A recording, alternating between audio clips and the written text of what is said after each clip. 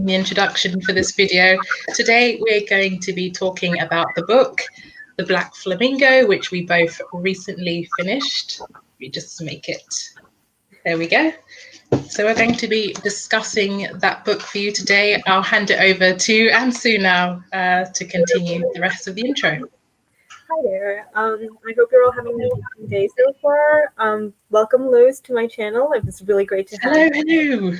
Please introduce yourself and your channel as well so that everyone knows your channel. I also have your linked down below so people can check you out as well. So go ahead. Of course, yes. So as I've said, my name is Lois. My channel is called LochanReads Book Reviews. And as the name would suggest, I primarily do book reviews. I try to do reviews on audiobooks as well, and manga, which is something that I'm hoping to introduce more of. And I have a blog as well of the same name, LochanReads. So you can also read some of my reviews and blog posts there. So yes, that's all I have to really say. Oh yes, I'm also from London, as you can probably tell by the accent, and really excited to talk about this book. Cool. Okay. I didn't see if anyone was actually on here, so we can just get started. Hopefully people will join a little later. Sure. Okay, so let's get into it. Our main character, Michael, that was just something that we needed to really talk about, the growth that he had and everything in between like that. For me personally, I love that they started in the very beginning, like him being a child and then going on with that into college and much more. I thought that was very interesting to kind of go through his entire life and see his whole personality. Yeah. Do you have anything to go on with that? Yeah, just following on that, I like the way the book was very structured in the way that it kind of separated the book to kind of mimic each stage of his life. Yeah. So for those of you who don't know, although most people who will eventually watch this will know, is that this book is essentially about a queer Black man who comes from London, and he is basically trying to find himself and discover his sexuality. And it's about his growth in terms of his sexuality. So yeah, I completely agree with what you said about the way the book structures that growth. It was very apparent in the way we went from the stages on sandcastles to university to drag and all the other bits in between. The development was really good. Yeah, I really loved the development of Michael's character. Yeah. I also like that you guys had mentioned how there were like pictures and such. I was actually listening to an audiobook and then had to actually find the ebook and read it that way just to kind of figure out like what was going on. I also don't happen, which is really sad, but it was really the illustrations are beautiful. Yeah, we're not really there, which is kind of disappointing, but anyway. In the beginning, like there's so many characters in here that we can really talk about. So I think we can just dive right into how his mother had actually kind of figured out that he might be gay with the Barbie doll and such. When he requested that, she was kind of hesitant to give it to him in the beginning, which I found really sad because, well, he was just a child, and he wanted it to have a little fun with it, and I was like, oh, that's so cool. He didn't get it in the beginning, and just the way that whole reaction was going on was just, it was really sad. I felt really badly for him. Yeah. I think at that point, he would have started to had his first experiences with gender constructs. Yeah. Because at that age, he doesn't know any better, inverted commas. He just, wants to play with it because he's a child and for him it's fun. And then he has his mum kind of being awkward about it and making him feel like it's not something that he should want to do. So he's being confronted from those very early years with gender constructs and what a boy like him should like and the sort of interest he should have. So it was really sad. And it kind of reflects society in general, where we kind of treat young boys as they have to be this kind of stoic image of the alpha male and all that stuff. And if they express desire to play with Barbies and things like that, we try to snuff that out, and we try to kind of remove that aspect from them instead of embracing it. So yeah, it's really sad, and it could have affected him adversely, which it kind of did, but he kind of overcame that as he grew older. So that was really encouraging to see that happened. And this was like the smallest scene, but it really stuck out to me where Michael was going to his grandparents' house, I think, and his mom was like, "I'll keep the Barbie doll with me. She has to like help clean or whatever." And I was just like, "Oh, are you trying to like avoid giving it to him when he's going to his grandparents' place?" And I felt so sad for him because that was like his favorite toy, and I was like, it really broke my heart to see it. Yeah, that's true. And even as well, because if you take the fact that on his dad's side, you know, Uncle B and his grandmother and all of that, they're all from West Indian heritage. They're all from Jamaica. And in those countries, and I'm speaking from experience because I also come from the Caribbean, not from Jamaica, but from another island. And in those countries, they still have quite a negative relationship with homosexuality, which is really sad. So it would explain a lot of Michael's grandmother's behavior. Yeah, it makes sense when you consider it from that angle. But it's really sad. It just reflects what the reality is in those parts. There's also the fact that with his dad, he was not really present in his life at all. I kind of like that his uncle was, though. He had at least somewhat of a father figure in that sense. And I thought that was a really nice relationship between the both of them. But you know what? I was really mad at the dad for pretty much the entire book. Seeing him in a couple of other scenes later on was also really just disappointing, the way that he treated his kid. Yeah, I was just really disappointed with the whole idea.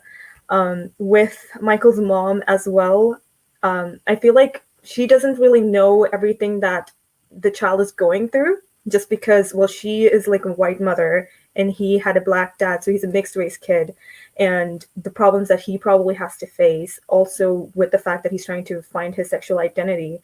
All of those things coming together, I feel like he had a difficult life, which she was not able to comprehend. Oh no, Lois is kind of kicked out.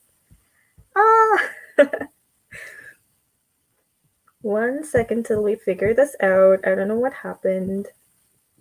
Let's see. I'm going to quickly text Lois here.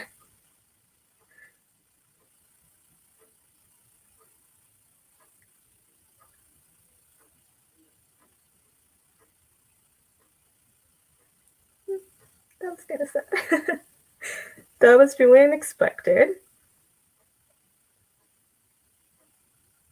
Okay, we'll just wait for Lois to get back, but until then, yeah, talking about Michael's mom, I just thought that was really sad because she didn't really know how to kind of deal with the whole situation because he's a mixed kid and he obviously has different problems. He also looks more black than not, and he would also find that he is a butt of racism, which was really sad that he had to go through all of those things, and for his mom to not realize that's something that he could possibly go through, which was a little sad.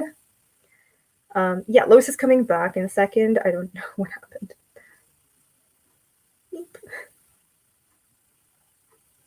Okay.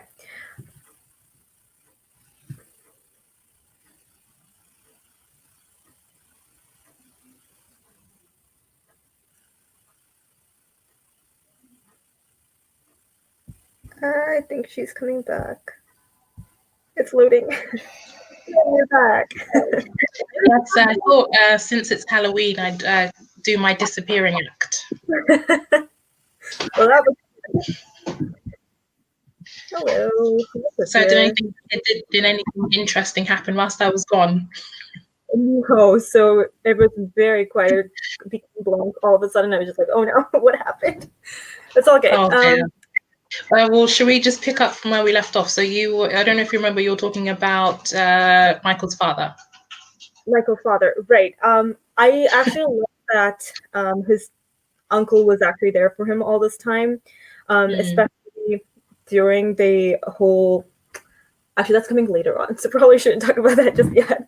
But yeah, just the fact that he was there always with him, trying to take care of him. Oh, we have a few comments here. Oh, I didn't even see that.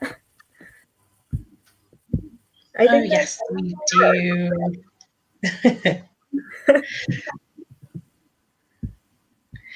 Hey guys, so glad you could join us. We're really happy that you're here. Okay, so we were just talking about the book right now, and we were right at Michael's mom and dad. We were just talking about that. The whole part where he got his little sister, and she was basically able to get whatever she wanted to in terms of toys, in terms of dressing the way that she wanted to. Mm-hmm. Like, everything was fine for her, whereas Michael had it a lot more difficult because obviously people would frown upon him dressing a certain way, wanting a Barbie doll, and it was just sad that he had to go through all of that.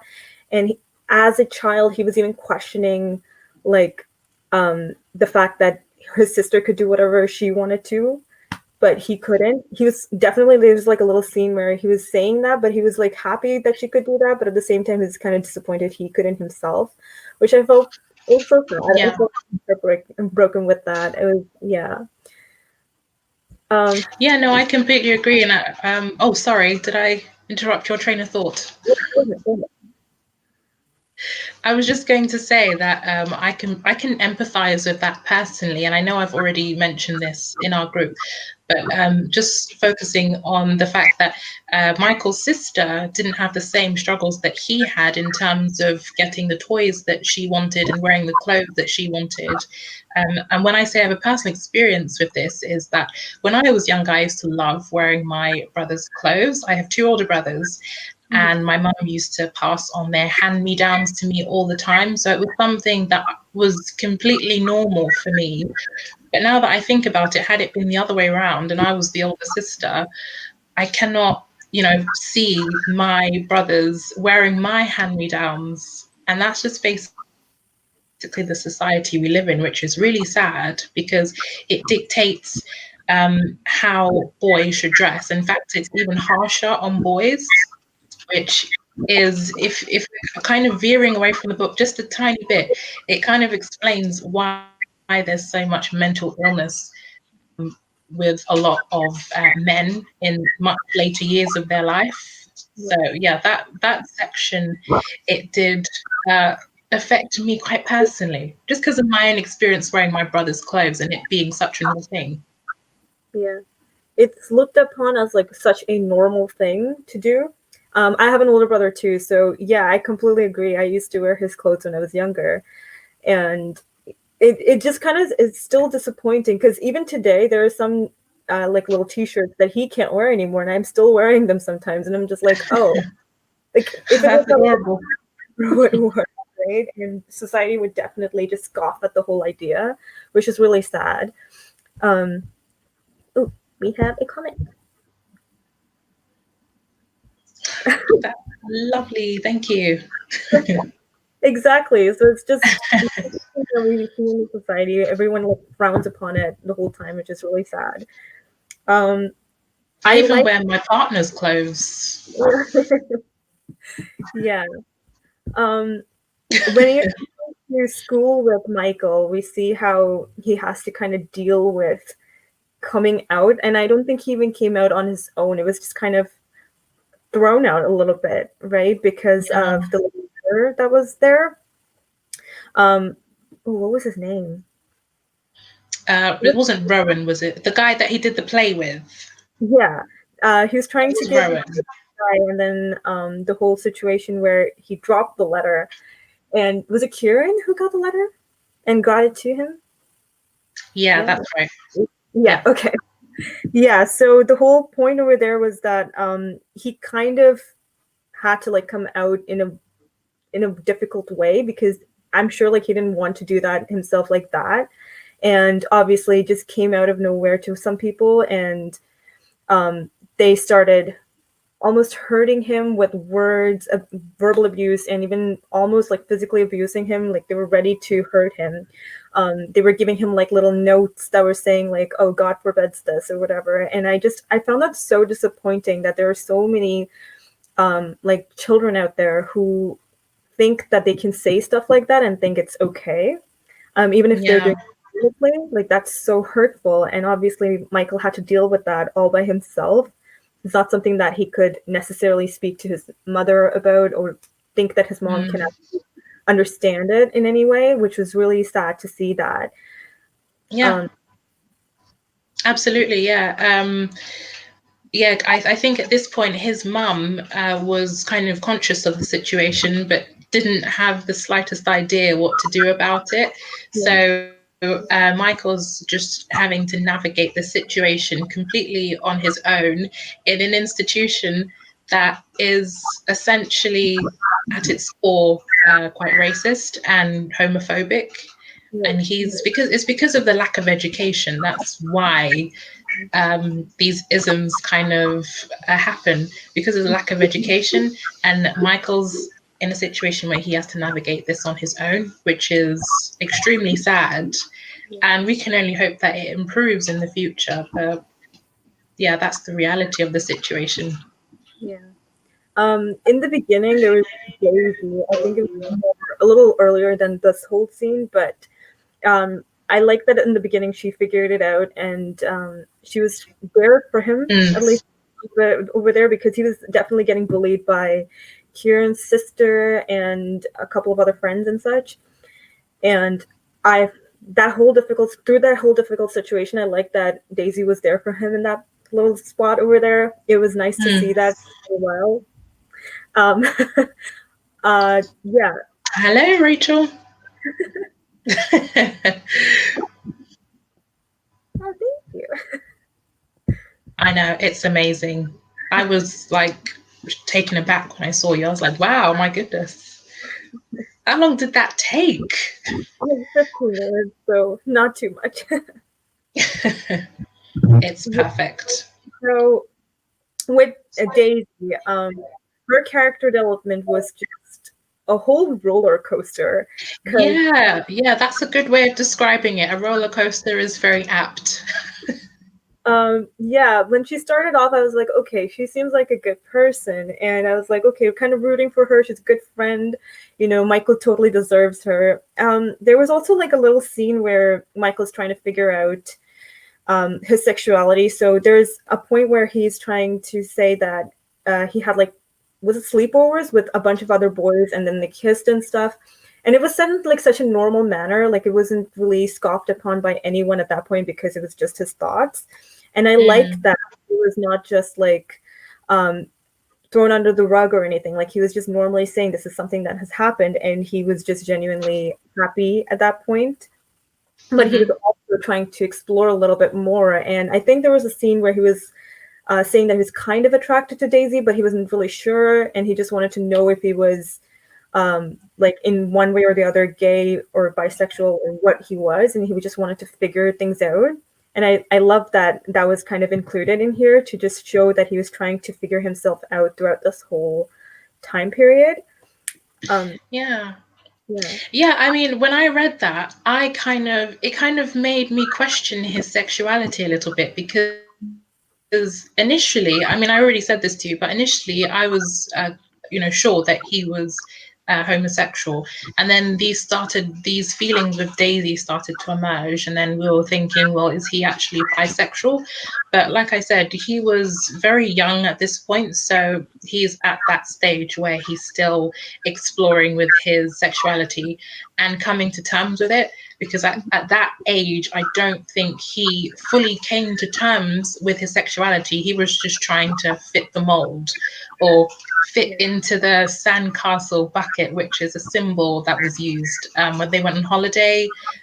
This was was it at Brighton? Yes, I think it was Brighton, or another beach. They went on a beach holiday, and he used a bucket as the symbol for patriarchy. Yeah. To kind of show that guys like him have to essentially fit the mold.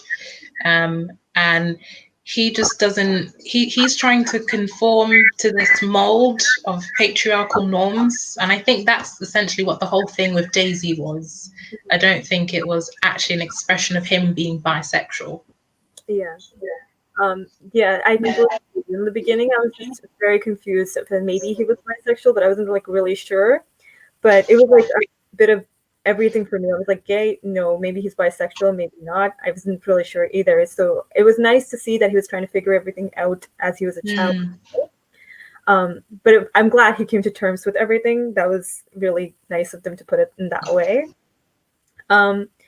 Speaking of Daisy and the beach, I like that they showed with, what is it? Michael's mom kind of invited her along to that like little trip thing. He was just there like, I would have totally invited her myself, but like you should have asked me. You know, I felt really bad because at that point it was kind of a questionable thing whether Michael's mom really liked Daisy more than Michael and his sister or not. Because I was just sitting there like, what is going on? Like, do you like them? Yeah, I was a little disappointed in the mother at that point, but like I kind of get how they were close and everything. That's why she invited her along. It made sense, but at the same time, I was like, maybe you should have asked Michael. It would have been the smallest, easiest thing to do. But yeah, I just felt kind of sad for him a little bit over there as well. Yeah, and I think that Michael's mother also begins to show her true colors when they go on holiday to Greece. So you're right, that scene when they were going to watch the musical in the theatre, that was kind of her starting to begin to show signs of internalized racism. I'm thinking. So at that point, I don't think when you read this, the thing with this book is it's so nuanced. You kind of have to like look for the deeper meanings. So at that point, I didn't think you really got a sense of her tacit racism until we got to Greece. Tell me if I'm jumping ahead. Is it okay for us to speak about this now? So after that scene at the theatre, they go to Greece, and then there's a scene with Michael's grandmother, who essentially assumes that Daisy is in fact her granddaughter rather than Michael and her sister, and refers to Michael and her sister as the black ones. And her Michael's mum rushes in to defend and say, "Oh, but not in a bad way," which just kind of says to me implicit racism. Yeah. That whole like little dialogue of like, not in a bad way, that small thing, you should not have to mention that whatsoever, but to even think that they were saying stuff like that behind Michael's back, essentially, because obviously like he was not able to speak in the language, they were just saying these things, and I was just like, oh, that's really heartbreaking, especially when you were growing up and you're hearing stuff like that. It's really disappointing. I really think Michael's mother was more comfortable with Daisy because she's less black. And yeah, that's what we were getting at too. So with the whole Daisy thing happening, I think she was able to relate a little more to Daisy, and internalize like racism is not technically there with Daisy. But what I couldn't like get then was that the mother was always like with black men. With Michael's dad was a different person than the sister as well, right? So even with that, like she was with black men, so I thought like she wouldn't have that internalized racism as much, but it was just sad to see she was still kind of not I want to say over it. Like that's not the right word. She's not better than she had to be. You know? Do you know what I think it is? I think that because, you're quite right. She only dates black men. And what I think it could be is that she has this ideal of mixed race children, because mixed race children are praised for the complexion of their skin. It's not too dark, and they're praised for the texture of their hair. And I'm kind of referencing a little bit a book that I'm currently reading. So just be conscious of that. So I feel like she has this ideal of what she wanted children to look like, which is essentially this colorist attitude. And she feels like she has achieved that ideal in terms of her relationship with Daisy, because Daisy, I don't remember if it's explicitly stated, but is Daisy more lighter skinned? I mean, we definitely know that No, sorry, I'm getting confused. It is mentioned that she's lighter skinned. We don't really know much about the texture of her hair, whether it's kind of like those long flowing, that curly hair that's synonymous with not all mixed race people, but with some mixed race people. So I think that explains their relationship and why she only dates black men, but why she still has this internalized racism that she sometimes expresses.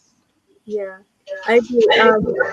Daisy, I feel like she was more innately, was it, I think, white because I don't think anyone really figured it out that she had roots to her, and she just does not want to even acknowledge that whole fact. So maybe her hair was like more smoother than not, and that might be why she was like able to like kind of hide her whole like black side of the family, which was kind of disappointing because she wasn't living to her fullest, I think.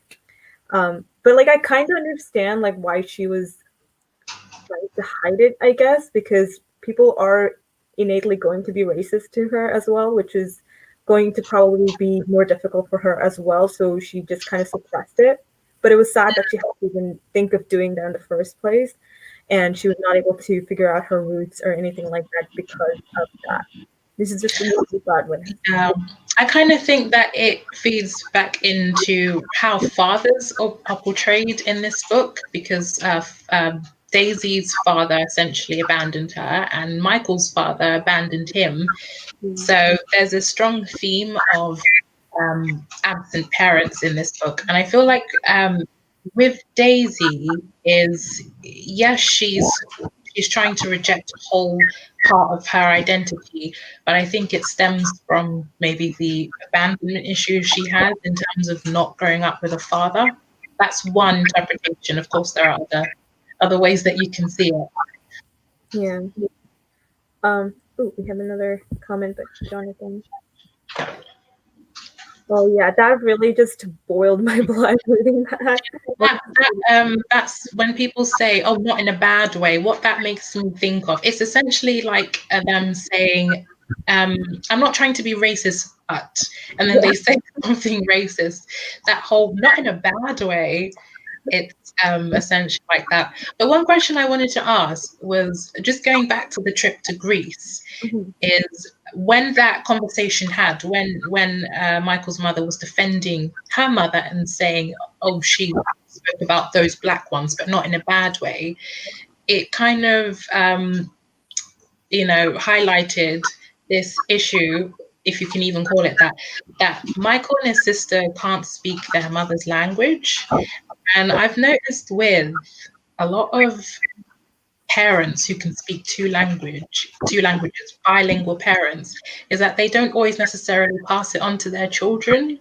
And I don't know why, because this is a prime example of Michael not feeling like he fits into his Greek side, because being able to speak the language is a big part of being able to identify with his Greek identity, if that makes sense. Right, yeah.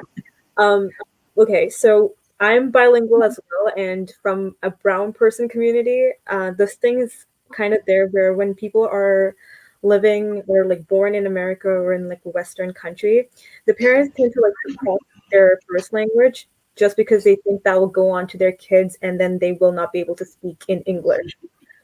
So I think that's one thing that some parents tend to do a little. It's not even the fact that they were just comfortable speaking in English, it's that they actually speak the first language at home. But then to their kids, they try so hard to speak in English, which is it's kind of sad because they could still talk in the first language and the kids would be learning English in school and or at home as well. They still don't lose their identity in that sense if they kind of did that. With Michael, like you said, he didn't know how to speak his mom's side of the language, Greek, right? And it's sad because he can't really understand anything that's going on with his grandparents and like the strangers that he even sees, I think, in the beach. They said something about his hair, was it?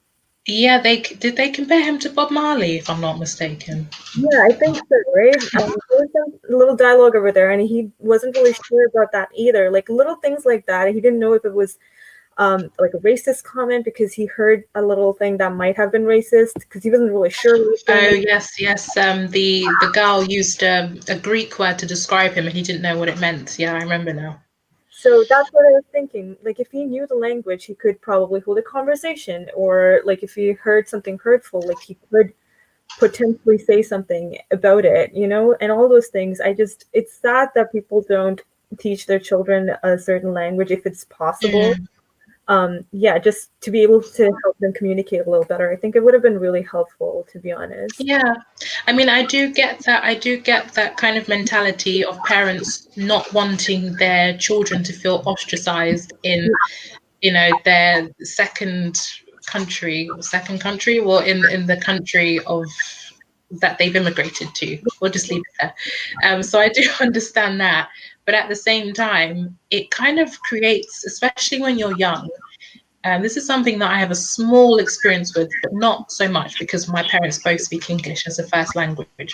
But when I feel like when parents don't teach their children their mother language, then it kind of creates an identity crisis, and it means because they can't fully identify with their parents' cultures, but then they can't fully identify with Western cultures because, you know, they're the children of immigrants essentially. So I get that mentality, but I don't know if I 100% agree with it myself. Yeah. No judgment. Sorry. I'm done. Hurt your kids into the future. Maybe it's like a good thing or whatever when they're children, like really small children, but then once they grow older, the whole identity crisis kind of hits you, and then it gets really difficult for them, I think, and it's potentially going to hurt them a lot more. And also, it's really cool to know a lot of languages. So I find it really fascinating when people know multiple languages. It's really cool. I know, it's amazing. Yeah.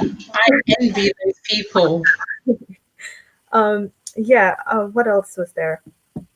Ooh. Is it okay for us to speak about, well, actually, no, I was going to suggest speaking about university, but before that, I guess we can speak about Kieran during the high school years, I guess, before university. Okay, there was a scene it was in high school, right? So when the play was done and Michael was trying to give the letter to the Rowan, was it? And then he obviously felt like ashamed and he ran away from that situation. I liked how Kieran came over there and that little scene of him like give a brother a chance, and I was just like, wait, my jaw dropped. What do you mean? Like, oh my goodness, I had no idea. That's so cool. Yeah, I didn't see that coming. Yeah, from then on, I was just like rooting for them. I was just hoping, like, get the hint, man. Just go ahead. It was really sweet. I really loved that scene a lot. Yeah, it was really good. I think Michael was in as much shock as we were. Yeah, he was just trying to process it. I don't think he even registered the whole thing, even later, to be honest, because he didn't really talk about it at all. So I was just like, wait, you didn't figure it out? Like, come on, no. And I was really disappointed because I would have been really happy if they were together from that time onwards, but that's not how it went, unfortunately, but it was really cute. I thought so. Yeah, and it's interesting with Kieran's characters. When we first meet him, he's kind of set up to be all these ideals that I spoke about earlier of being the stoic, stereotypical masculine image. He gets into fights and, you know, he kind of has all of those mannerisms. And it just goes to show that, you know, just because a person has that outward appearance, it's not a true reflection of their sexuality. Yeah. I like that they showed that too, because like you said, with Michael, we had like the little details with the Barbie doll, but with Kieran, he was like a macho man or whatever, but he was still interested in men. And it's like you can't tell by just looking at a person. That's really lovely to see, that like both different aspects of it. I thought that was really nicely put together. Yeah, absolutely. I completely agree. Yeah, it was really nice. It was, I mean, I don't want to jump ahead because I feel like a lot happens I'm itching to speak about the university stage because a lot happens there. Yeah. But the whole thing with Kieran was, yeah, I was completely rooting for it myself. Yeah. Right before we go into the university section, the whole Daisy situation, just man, the first part of it, I was just really disappointed the way that she reacted when they went to. Wait, did that happen? Did that happen before university? The thing. Yeah, I think you might be right. And then when he went to university, he stopped talking to her. Right. I think you might be right. Yeah. Yes, carry on. Yeah. So when we went to the gay bar, I was so disappointed the way that she said, like, "Save me from lesbians," and I was just like, "Are you kidding me? Like, what is this?" I did not expect that. Well, I don't know. She was kind of nice to him, but in the same way, she was a little distant as well sometimes. So I had a feeling like she would do something to mess up the whole friendship, but I didn't expect it that. Yeah. Said that, I loved the way that Michael kind of reacted to that. He was like not taking any crap from her whatsoever, and he was just like, "I'm done with you. You need to like basically learn your lesson." And it just goes to say that just because you support like one small group of people, it doesn't mean like you're completely supporting the entire group automatically. And she clearly shows that too at that point. I was just really disappointed with what she said, but I loved the way Michael kind of reacted to that too. Yeah, absolutely. So just to reiterate, so they went to the gay bar, and Daisy says to Michael, just make sure you protect me from the lesbians because I don't want the lesbians to essentially try and make a pass at me because I'm okay with male on male sex, but female and female sex, well, that just disgusts me.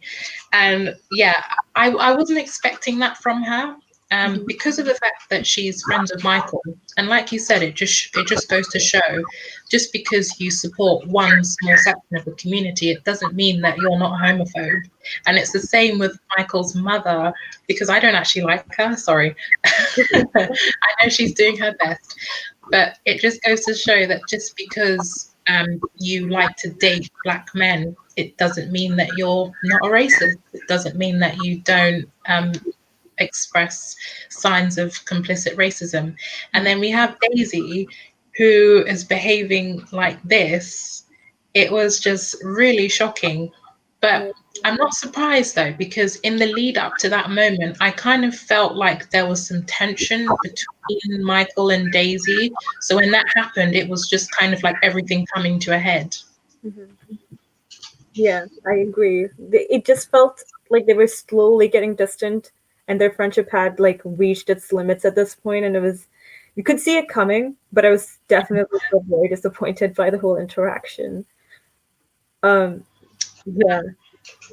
Also, like the little part when they got back home, like Michael's mom knew that something was really wrong, but there was no like interaction between them to figure out like what is going on even at that point. Like, I don't know, I felt like she was kind of supporting Daisy in a way, but maybe I was reading too much into it. But she definitely wasn't supporting Michael. We can both agree on that. Like, what is going on? Like, why are you like this? I was kind of disappointed in the way that she was acting too, but I mean, she's kind of a mom in the beginning, so I get that. But I feel like with Michael's mother is even at the end of the book, I'm not even sure how much she's come to terms with her son's sexuality. I don't know if she even showed much development, to be honest with you. I feel like by the end of the story, she's just as kind of disenfranchised, if that's the right word, with everything as how she was at the beginning. Like she's still coming to terms with it by the end. Even though that scene was really cute, really jumping ahead, with Michael's mom and sister coming to see him in college, and she was really sweet at that point, but at the same time, like maybe it's because her son has been away from her for so long, didn't go back for his birthday and whatnot, and I kind of got it in that sense. Like she misses her son, that's why she's being super nice, but at the same time, like maybe she still doesn't completely understand or come into terms with his sexuality and the way that Michael is, and I don't know. I still don't know how I feel about her. I just don't like her right now. Yeah. No, I agree. I completely and utterly agree. But I suppose in that moment where she's with her son and she's so emotional, I guess it does kind of show that it might, and I might be reading a bit too much into this, but it kind of shows that she maybe wants to start getting to understand him better and to getting to know him better. Potentially, that's just me being optimistic. Yeah, I want to hope that too, but at the same time, like, I remember what she was like in the beginning, so I'm like hoping she's becoming a better mother right now, at least, because she deserves the best. So I was just like, hopefully she's getting to be a better person right now, and yeah, but I still don't like her. True. Can't blame you. Okay, so this is like the smallest scene, but I just wanted to quickly mention it too. Right when they were going to the university, how Michael's uncle was driving him there, and he was essentially stopped by a police officer, and that was just so, like, it was terrifying and terrible to read. But I think that was also the first interaction that Michael kind of had to face too, sort of like he was like in that area. They were driving to university for the first time. Yeah, okay. So I like that they kind of put it in there just because Michael may have not kind of experienced that before. And because he experienced that with his uncle, he knows that people can be cruel. And it's not just because of sexuality people can be cruel. It's going to be much more than that. And that little scene, at least he had someone there with him to experience that whole situation with and understand, like, this is something that could potentially happen to you as well. Yeah, go ahead. Yeah, no, I agree. It would have been much more difficult for Michael. Potentially, we're not sure, but it could have been more difficult for him to navigate that situation had he been on his own.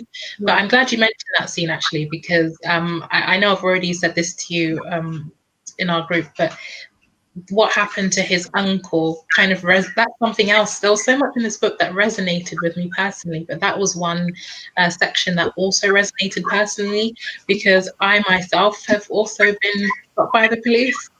Can you believe? And it was something that wasn't even true, that it came to light.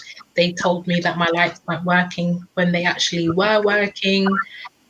So that scene resonated with me for that reason. It just goes to show how I mean we've made lots of strides in the UK because this book is set in the UK. We've made lots of strides in terms of Black representation and how we view people, but things like that shows that we still have very deeply ingrained structural issues in this country. Yeah, I agree. And it was just really, it was sad to see that, but it's honestly something that happens even to the day all the time. And it's really disappointing. But I like the way that they kind of incorporated it into the book so that Michael kind of understands everything. And he didn't have to deal with something like that on his own just yet, Yeah. So, but it's also nice that he didn't have to know any of those things when he was a child.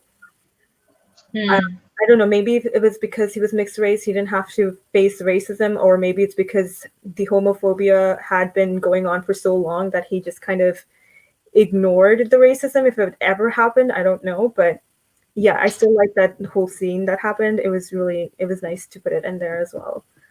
Yeah, it was probably because it was with his uncle as opposed to his mother, because his mother is white. So, growing up with his mother as the primary caregiver, then all his experiences would have been with her, and therefore I don't imagine that they would have been quite as negative as the experience that he had with his uncle. So that would be one explanation. Right. Yeah, going into university now, it was just a lot happened. I don't even know where to actually start for that one. Okay. I like the fact that he was trying to go into like clubs and stuff, trying to figure out where he would fit in.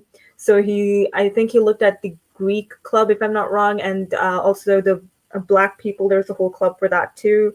There was the homosexual people's club, the Pride Club and whatnot. There was also a drag club, and I was just like, oh, like, what would he choose? Obviously, like, we know the synopsis of the story, but like the way he kind of got to the conclusion that maybe I fit in here, I could potentially be here, and it would make me happy.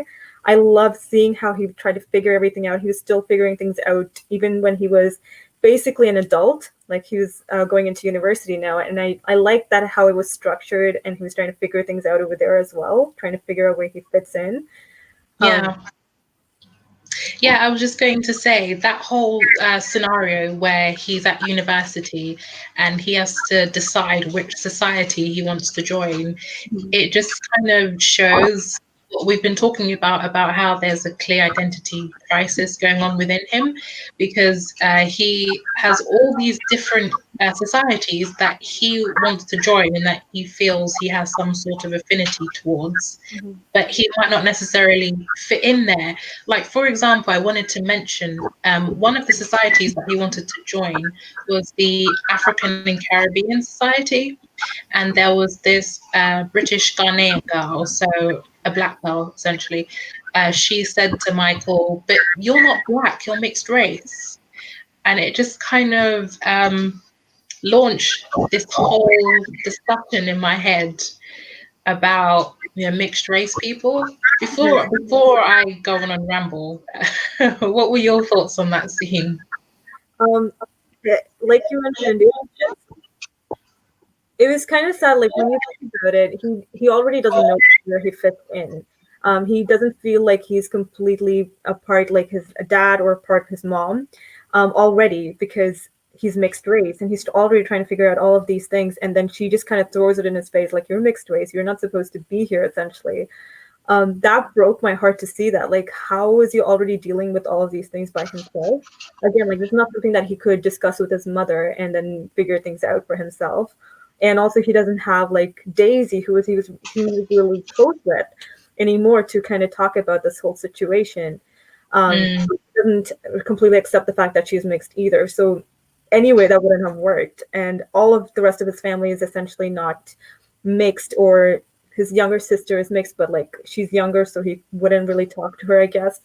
But like he didn't have anyone to talk about this whole situation, and then this person just kind of threw it in his face, like, you're mixed. You just Yeah. I mean, it kind of made me kind of think a lot about mixed race people and their experience, because I'm not mixed race, so my experience will be slightly different to theirs. But it just kind of made me think a lot about what they have to deal with and how they identify themselves, because a lot of mixed race people identify as mixed, and you have some mixed race people who identify as black. And in our group, the term gatekeeping came up about blackness, because if you think about blackness, black people aren't even black. Blackness is just a social construct that was used to define a group of people with darker skin. I mean, black people are dark brown, they're not even black. So it's possible for mixed race people who are lighter skinned but probably have traditionally black features, so like bigger lips and bigger noses, it's possible for them to identify more of their black side. And I'm kind of, after that exchange, I'm kind of in a place where I'm thinking that people who are mixed, it's okay for them to identify as black, and they should be seen as such if that's how they choose to identify themselves. But also, like, far too long. No, that's perfect. The fact that when he said that, like when he went into the society itself, that he was kind of pushed aside as, you're not black enough, essentially. That's just sad. Like, you should be able to accommodate people even if they're mixed and they want to be recognized as such. It was really disappointing to see that, to be honest. Your comments from Rachel. I'm Yes. black, but I'm like, oh, I actually had no idea. Wow. I don't know, like, I had an inkling Rachel's mix, but I'm not sure what the mix is. General full of letter, almost more privileged, it seems. I think that's the thing that happened. It's true. They are privileged. but in some ways they're also kind of disadvantaged as well, because they do get to experience the benefits of having lighter skin. But then, of course, there's that kind of situation, and it's described when Michael tries to join the African Caribbean Society, where they don't essentially fit into any group. So for that can be quite alienating for them, and essentially erases their identity. So it's a double-sided coin. Definitely be able to enjoy it. I agree. Like, they should be able to say that they're either or both. Like, it's honestly like something that they should be able to do, and it was sad that he couldn't feel comfortable. Yeah, absolutely. It's ultimately it's up to them to say how they identify, and rather than gatekeep what blackness or whiteness is, we should just be accepting of how they choose to identify themselves. So Rachel says she's actually Italian. Wow. Ooh. Very nice. Really cool.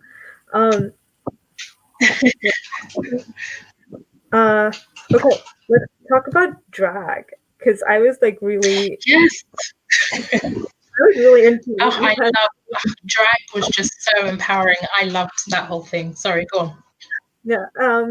When he actually got into the society, like when he went into the place and met all these different people, I loved that he was able to like interact with them and feel like he belonged there. Like, he didn't for a second feel like, oh, I should leave right now, you know? And the whole situation where I forget who was the lead there. Ms. B. Miss B, right? And I loved her as a whole character over there, and it was just so nice. Like, they were really accommodating and just wanted Michael to explore his whole identity, and I love that they were able to do that for him as well. Yeah. Oh, we have another. I realize it's a hard spot to be because you aren't. Yeah, I totally agree. Right. You have more to go on with the drag thing. Oh, yes. So, yeah, completely agree with what you're saying about it was really empowering, like I said, that he was able to find a society that encourages him to kind of discover himself and to, explore with his identity and express that in any way he chooses. So, yeah, that whole chapter, I absolutely loved it. Yeah. Going forward, he was trying to, again, like, we didn't really talk much about, I don't think he really talked much about going to school per se, but it was more about drag and his roommates and such. He met with another Black person, and he was trying to figure out like if he like belongs with him, like good friends with him or not. And I like that they had like a little good conversation over there, and I wasn't sure, like, was he gay as well or not? I can't remember. Do you remember? It wasn't the drag king, was it? No, she was white. No, she was white. I forgot the name of the. I forgot the name of the character. I forgot her name. They had Was it the character that took him to go makeup shopping? I think it was. I could be completely. I'm making that up. Yeah, I can't remember. This is why I'm not good with remembering names at all. That's terrible. Okay. Okay. Anyway, the whole part where, what was it? I like that they were going like makeup shopping, like you just said that, and that's the only thing that's popping in my mind right now. He was like how he was going to portray his drag character, and I love that he was like, okay, maybe I should experiment with makeup. And he was told that he doesn't necessarily need to do the makeup, and it's fine if he doesn't. He can do whatever he wants to and express himself as he is. And I thought that was really cool. And he went to the makeup store, and there was someone who was helping him to actually get the things that he needed to, and was just telling him like, you don't need basically everything in the store, and figure things out from there. And I just thought that was really nice and helpful without being, judged by another person for what he was going to get and everything. Yeah, it was nice reading that as well. It was nice that the person that helped him was just really accepting, because at this point Michael's probably extremely overwhelmed. It's his first experience with makeup, and shopping for it and knowing what to get, knowing what to buy. So he was probably like really overwhelmed. And it was quite an encouraging scene to read about that person who was so accepting and was happy to help him. One thing that I wanted to speak about, and I'm not sure if this happens in University or Drag, where he meets Jack. I think that's the person that was talking about. Okay, go ahead. Remember Jack, the first sexual encounter? Basically, he loses his virginity to Jack. But yes, I do remember it. Yes, go ahead. Yes. So that was kind of like a mind. I was going to use a bad word. I don't know. Is your channel PG-13 or? Fine. That was kind of like a mind fuck. It was just another jaw-dropping moment. I kind of felt the same as when Kieran revealed that he was actually gay, because we have Jack, who is essentially afraid to identify as gay. He doesn't want to be seen as a gay person. He wants to adhere to the heteronormative standards of society, but at the same time, he wants to sleep with gay men. And he essentially uses Michael to achieve his own ends, which was really jaw-dropping in that it was so despicable. I love Jonathan saying this. Jack was Yeah, exactly. Completely agree with Jonathan. The whole scene where right after he kind of slept with Michael, and Michael was just genuinely so like happy, and he was just feeling good. Like he finally was able to feel like he could belong somewhere, and then Jack kind of became this asshole person. And I was just like, are you kidding me? And then Jack's brother was basically saying that Jack essentially likes to experiment with things, and it was just an experiment, that's it. Like he's not gay, and was trying to like defend Jack, and I just hated that. Like, why would you do that as well? Like, you're supposed to be Michael's because friend. he's actually a homophobe. Yeah, and I was like, why would you do that? And I also it was really, sorry, carry on. Oh, okay. So, I thought that Jack's brother was actually kind of friends with Michael, so the whole homophobe thing was just like, you can see that even if you have friends with another person who is from the Pride community, like it's just so sad. Like you can see that whole idea that even though you have friends in there, it doesn't necessarily mean that you're not a homophobe innately. And, exactly.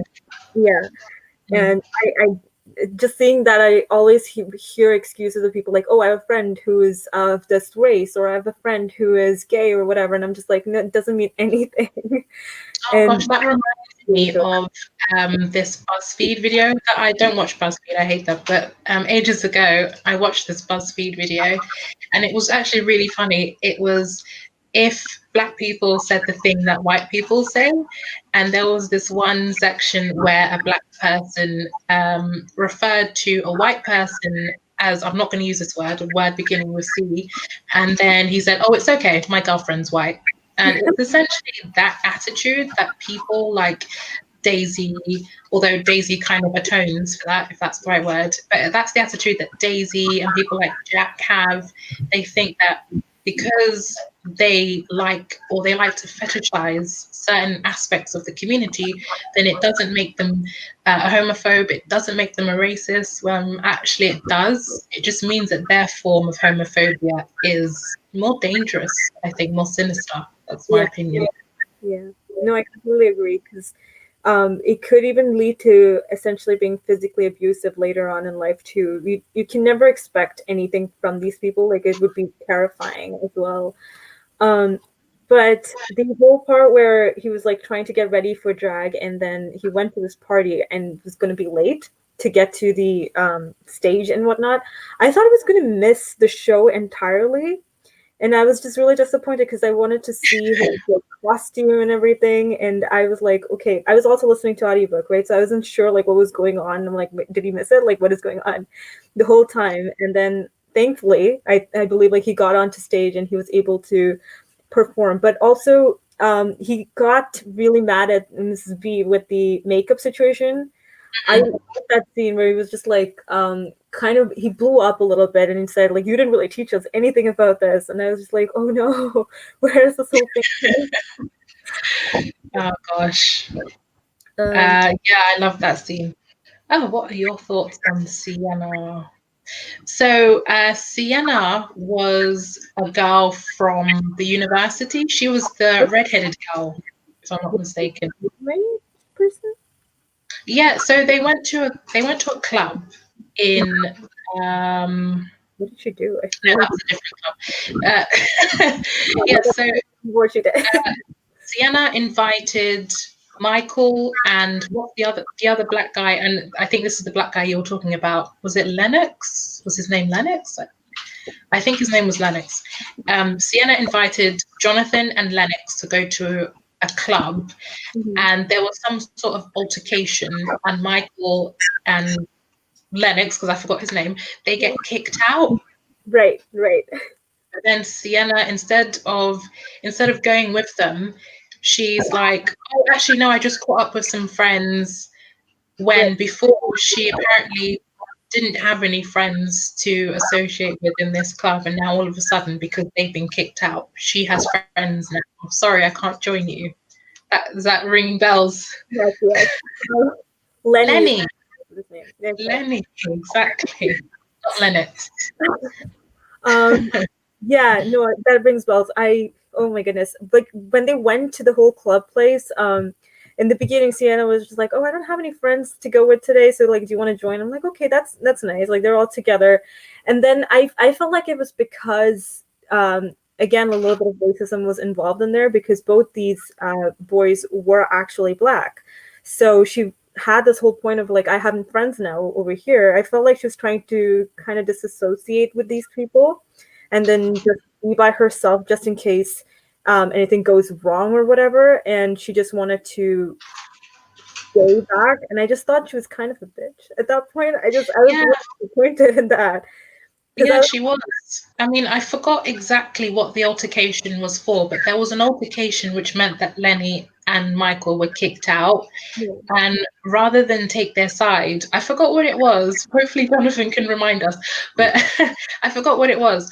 But it was clearly they weren't doing anything wrong, but these bouncers were accusing them. They just automatically jumped to the conclusion that the two black guys were doing something wrong and kicked them out. And rather than step in to defend them or say anything at all whatsoever or leave the club with them, she just decides to stay with her imaginary friends, and then later hooks up with Lenny. So yes, I mean, to be honest with you, she wasn't really much on my radar. She was a character that was, to me, of minor importance, and at this point I was heavily invested in Michael's story. But you're right, she was a bitch, ultimately. Yeah. Talking about the whole situation, this is what I wanted to talk about earlier, but I completely forgot about it. Lenny and Michael, when they were kind of together, a couple of people kind of approached Michael and started asking him for drugs, if I'm not wrong. And Michael is just like, I don't have any. And that whole altercation over there and them basically, I think, was it physically abusing him as well? That whole situation, like Michael didn't, again, never experienced this before, and he was just like, what is going on? He couldn't even figure out like what happened over there. And then Lenny's kind of explaining to him that was basically racism that was happening there. And again, it shows that with Michael, he hasn't experienced too much of racism just yet, just like bits and pieces probably here and there, but that's pretty much it. But like when he's facing things, it's kind of like an explosion, I don't know if that makes sense. Yeah. We have another comment from Jonathan. When Michael said he was only attracted to white men, and Sienna said she's only attracted to black men, Lenny told them off. Oh yes, that's right. I remember. Thanks, Jonathan. Yes, that's right. And then Lenny got really upset and launched into this whole soliloquy about fetishization and how Sienna was essentially fetishizing. I can't say that word, never mind. She was essentially doing that with black men. Yeah, I do remember that. That's what led to them essentially being kicked out of the club. I think maybe Sienna was scorned at this point because she's basically being told about herself and she can't handle it. Mm-hmm. Yeah. I also think that's why she was just like, I'm gonna stay here just in case like this is going to explode outside too. Like probably why? No, that kind of makes sense. But yeah. Yeah, let's talk about drag itself. Yes, let's go into that now. Yeah. Yeah, I mean, it was a really, I keep repeating myself, it was a really empowering chapter. And I love at the end, it was all building up to his performance, isn't it? When he eventually did his drag performance at the end. And it was so amazing because Jack was there and it gave him a chance to kind of show who he truly is as he feels most comfortable and not be phased by Jack. And in fact, kind of make Jack feel like the uncomfortable one, which was amazing the way he turned that situation around and depicted himself as this powerful queen and made Jack feel uncomfortable. That was brilliant. Yeah. I love that he had all of these people there to like cheer him on. To his costume description was also really, really beautiful. Like in my head, I was a whole lot of things. Like it's great. It was absolutely beautiful. I love that he was able to completely express himself without even holding himself back a little bit. I love the whole like scene that they did. It was wonderful. It was I don't know what to say more than what you just said, because he was able to show to people who he truly is, and he was completely comfortable in that situation, and I absolutely loved it. Like he owned that stage basically, so I was really proud of him at that point. Yeah, it was very empowering. I mean, I feel like we need to have a counter that says every time I say the word empowering, I have to take a shot. But yeah, it so was. And especially as well after the performance where he confronts with Jack outside the club. I don't actually think it was a club, but he confronts with Jack. And Jack is just saying to him, what are you doing wearing a dress and you look ridiculous and what is this? And essentially being the, trash can homophobe that we know he is. And the way Michael just, shut him down was perfect. Yeah. I love the way Michael kind of shuts down people who are being innately homophobes. I love the way he reacts to it. It's wonderful to see it. But also, there was this little scene where he thinks of what Jack would say to him in the beginning with, like, maybe he was here to apologize or whatever. He cooks up this little thing in his head, but obviously Jack was a trash can, like you said. I like that they kind of incorporated in there just to say, like, this is what I kind of expected or hoped out of Jack. But obviously he's like completely over this whole situation now. He doesn't care about Jack anymore. But he wanted that whole closure kind of a thing. And then obviously Jack was what Jack was. And it was I love that he was able to tell him off completely by himself. And he also said this thing where if his friends were there, they would probably support him, but he wouldn't be able to tell Jack off himself. And I like that he was able to do that as well. I just thought it was a wonderful scene. Yeah, absolutely. Yeah, and from a critical perspective as well, I feel like that scene was actually very good for his development because it was essentially at that point I kind of felt like well before then, not at that point, but at that point you kind of feel okay, he is, very much comfortable with who he is now. He's in a place now where he's like, yes, this is who I am. This is who I want to be. This is how I feel most comfortable. And I feel like that exchange with Jack, it made me angry towards Jack, but it also made me incredibly proud of Michael and applaud the way his development had progressed because it essentially showed him that he essentially became free and thought of himself as the Black Flamingo. There you go. Yeah, that's wonderful. I think the whole identity, like he figured himself out completely. I feel like I felt that more during his performance. You know, I was able to say like, okay, he truly is himself. Like he understands who he is, and he can completely agree with himself now. And I thought that was really wonderful. And then he was also able to tell Jack off. That was like the best scene completely. um, Yeah. yeah, I absolutely adored that. And also, like, there were people watching, and did they applaud him? Like, I feel like in my head, I felt like it was an applause. I don't know if that I was feel true. like they did.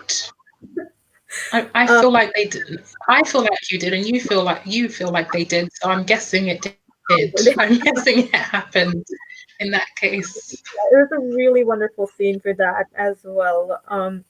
But was it after this or before this? The figuring out Daisy, I think it was before. Daisy was actually a lesbian, and she was actually coming to terms with this whole thing. And I was like a little surprised, but at the same time, like it was understandable, I guess. Like she was trying to suppress who she was, and she was just afraid of the lesbians and whatnot in the beginning. And she came into terms with that, and she apologized to Michael. And I just thought that was really sweet. At least they could actually be friends now without that whole situation holding them back. Yeah, no, that's true. I feel like you said, the fact that she displayed that hatred for lesbians, it essentially was her hating herself and not wanting to come to terms with who she is. Yeah. So I was a bit surprised myself, but it was nice to see her finally accepting who she truly is and to be able to reconcile with Michael. Yeah. And obviously, Yes. go ahead. No, that's all I had to say. And obviously with Kieran as well, like the little dance they had together at the club, and I was just like, oh my goodness, they're finally happening. Here's one I was moment. like, this is promiscuous. Like the hip shaking. Yeah. I mean, the hip swaying. Sorry. There was I don't think it registered for me that Kieran's sister was one of Michael's bully up until that point, and like that was the point where Michael was figuring out like, oh, that's why the bully essentially apologized to him back in high school or middle school or whatever. Until then, she didn't know that her brother was gay, and so like once she figured that out, she was like, okay, I understand now, I guess, and I need to be better to people as well. And that's probably why she apologized in the first place. But I like that whole situation too. And I don't know if I realized that they were actually siblings in the beginning, to be honest. But No, I didn't. Okay. That's where yeah. Yeah, no, it's true. I feel like because maybe Kieran has a sister who is as militant about her, well, she's militant in her views about sexuality because she was, sending notes to Michael about, how he's going to go to hell and things like that. So Kieran just probably felt like he had to suppress a lot of who he is, not just from his sister, but his whole family. It's not explained in the book, but we can assume that to be the case. Yeah. But like as soon as he probably came out to his family, his sister was very accommodating, and she understood like the whole situation and was quickly there to apologize to Michael. And I just thought, even though it was a difficult place from where she was just apologizing, but she at least did it for him. Like I don't know if that, but at least she did that. Even though Michael later figured out that's probably why she did it, but it was still there, and I thought it was nicely done in that case too. Now here's the thing: I can't remember for the life of me how the book ended. I don't know how to stop this. Bear with me one moment. Thank you. So it essentially ends after the drag show. And then, oh yes, in the epilogue, there's this poem, because remember, throughout the poem, throughout the book, Michael writes poetry. Yeah. And at the end of the book, and I can't believe I forgot this, I feel ashamed, but at the end of the book, there's this whole poem about how to come out as gay. Yes. And it is the most, I feel like I should get my shot ready, empowering thing. The way it ends Yeah. is beautiful, yes. But essentially it ends after the drag show. Yeah. Yeah. I don't know. I feel like Dean Atta also has another. Was it another book with the same name? Because I feel like it's also. I'm not sure either. So I was like, maybe there's like more to it. I feel like I read that somewhere. How to come out as gay. Well, I hope so. I'll definitely do my market research. But yeah, that poem at the end, "How to Come Out as Gay," I'm conscious of the time. So I'll just say this last thing. But that poem at the end, it was so amazing when he spoke about coming out, because he acknowledges that it might not be easy for everyone to come out. And sometimes it's safer for you to stay closeted, depending on your background or where you are geographically or whatever it is. And it was just him kind of saying, only come out when you feel like you're ready, because any other time it's not really a freeing experience if you do it at any other time other than when you're ready. So yeah, it was a beautiful poem. Yeah, I thought it was really, and like it was very empowering. Yeah, it was Very really empowering. beautiful. It brought tears to my eyes. I just thought it was wonderful. Yeah, I mean, I've had a lot of people say that this book made them cry, and I can see why. It didn't make me cry. It has to be something like extremely gut-wrenching to make me cry, but I can see why a lot of people felt very emotional by the end. It was a very emotional book by the end.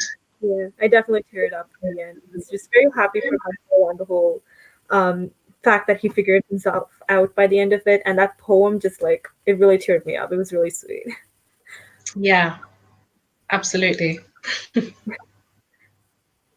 Is that everything? Did we discuss everything? I feel like we did, right? I feel like we covered the main things. We covered the main points. The thing with this book is I feel like on every page, there's so much meaning that can be extracted and discussed upon. And to fully discuss this book, we'd need another hour or so. So, yeah, we've discussed the main things. Basically, it's a wonderful book. I'm sure most people that are watching this will watch this, have read it. But if you haven't, absolutely, you must read it. It's fantastic. It's a really beautiful book. I definitely highly recommend it. And it's also really short, so you can fly through it too and feel a lot of emotions in the whole period that you're reading it as well. It's beautiful. That's right. Yeah. All right. Thank you so much for watching and joining us in between the live show. Really appreciate that. Thank you to Lois for joining me for this live show. Your ideas and everything that you brought up was wonderful. I loved it. Playing with the camera. For being here. That's okay. Thank you so much for having me. It's been a lovely experience. It's been nice speaking about this wonderful book with you. All right, then. Thank you so much for being here. I will see you another time. Bye. Okay, bye. Bye, everyone.